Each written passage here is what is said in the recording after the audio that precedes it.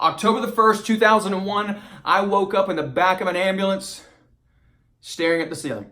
I had no idea what was going on because all I could do, I could only see out of my one eye, and I wasn't restrained in a very pretty manner either. It wasn't like nice straps and all that kind of stuff or a foam neck brace. I actually had been taped to the board. So of course I had the same question you're having right now, which is of course, what happened?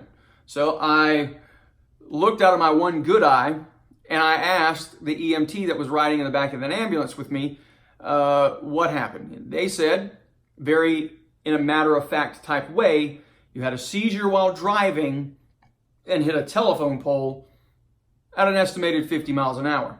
I found that piece out a little bit later. Anyway, I was on my way to the hospital.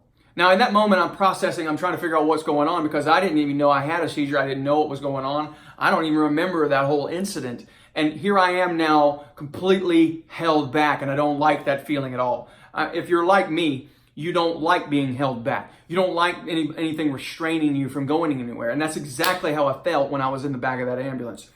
Well, see, up until that point in my life, and even a little while after that, I had approached life one way.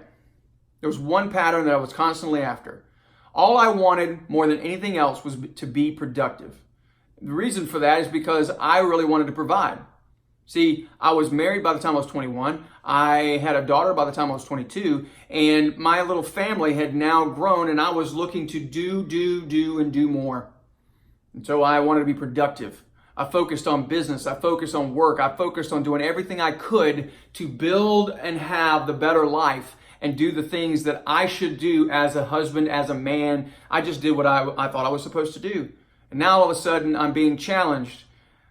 And I had a moment where I had to decide or remind myself that I was here for a purpose. So actually every October the 1st I have a Celebrate Life Day. And primarily because it's a reminder to me that I'm still here for a reason. However, I had just threw myself even more into being productive at this point. So I worked and I built and I grew to the point where we had waterfront housing and I had a really nice BMW and I had a big team and we were having a great time growing until I got a phone call that said, I'm not coming home. That's right. My then wife decided that she wanted to move on and not be married anymore. So I went downhill because I couldn't be more productive anymore.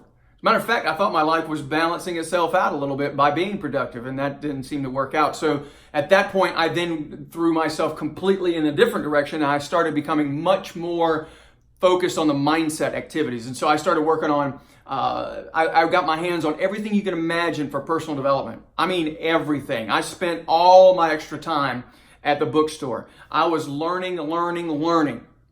Because I thought now the best way for me to change my life was to do it all with mindset. And I did, to the point where now I'm starting to attract people to me on how to create rapid breakthroughs. We started having breakthrough sessions. People were changing their lives. It's really a lot of fun doing that. I'll tell you though that neither being productive or positive, those two patterns can actually create pain for you long term if you only stay in one of those two. And there's actually a third pattern and a fourth pattern.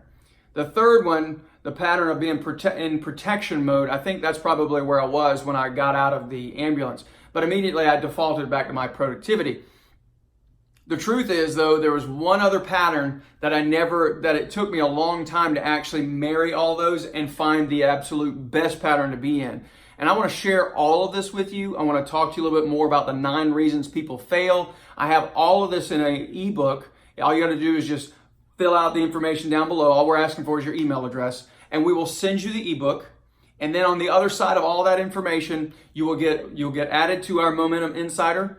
And also, I will then share with you the 4 patterns.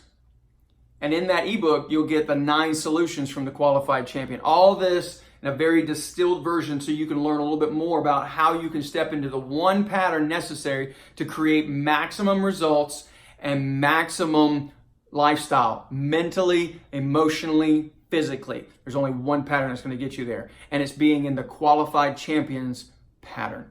I'll talk to you a little bit more about that on the other side. Thanks for visiting, and I look forward to getting in touch with you and talking to you a little bit more over time. Keep well, keep moving forward.